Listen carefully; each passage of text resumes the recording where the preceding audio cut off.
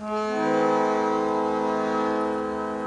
भोजपुरी लोकगीत गायक चंद्रभान सिंह गहमर भतौरा जिला गाजीपुर से खूब सुंदर एगो रचना तैयार कैले बनी हमरे गुरु गीतकार पिंटू श्रीवास्तव बारा से।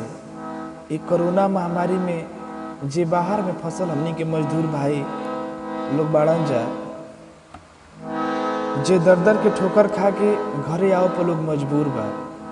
यही संबंध में गुरुरा सबके गीत सुनाओ तनी, गलती सही रुआ सब माफ करब जा।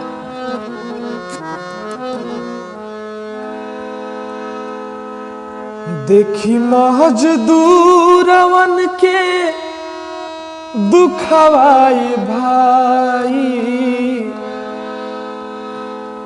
देखी मजदूरवन के दुखवाई भाई, फाटता कर जावा आवत बरुवाई,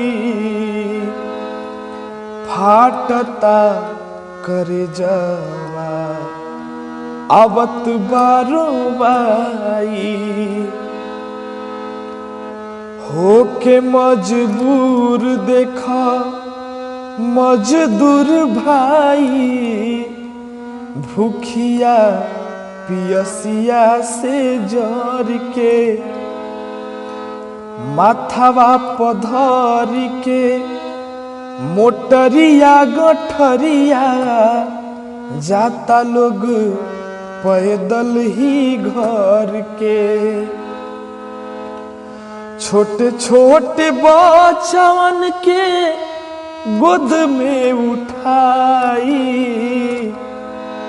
दैबे भरोसा चलल जाता लोग भाई, फाटता कर जावा आवत बरुवाई। और एगो कहनाम बा हमरा, आज सत्ता पक्ष और विपक्ष से बाटे पिंटू एतने कहनवा,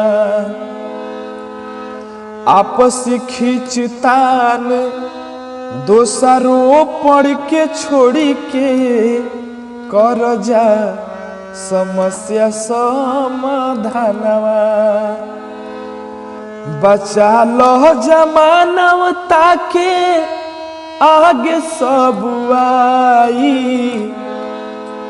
राजनीति करे के अवसर फिर भेटाई, फाटता कर जावा आवत बरुवाई, फाटता कर जावा गाजीपुर से आवत बरुवाई। गुरु गीतकार पिंटू श्रीवास्तव बारा से। एक कोरोना महामारी में जे बाहर में फसल हमनी के मजदूर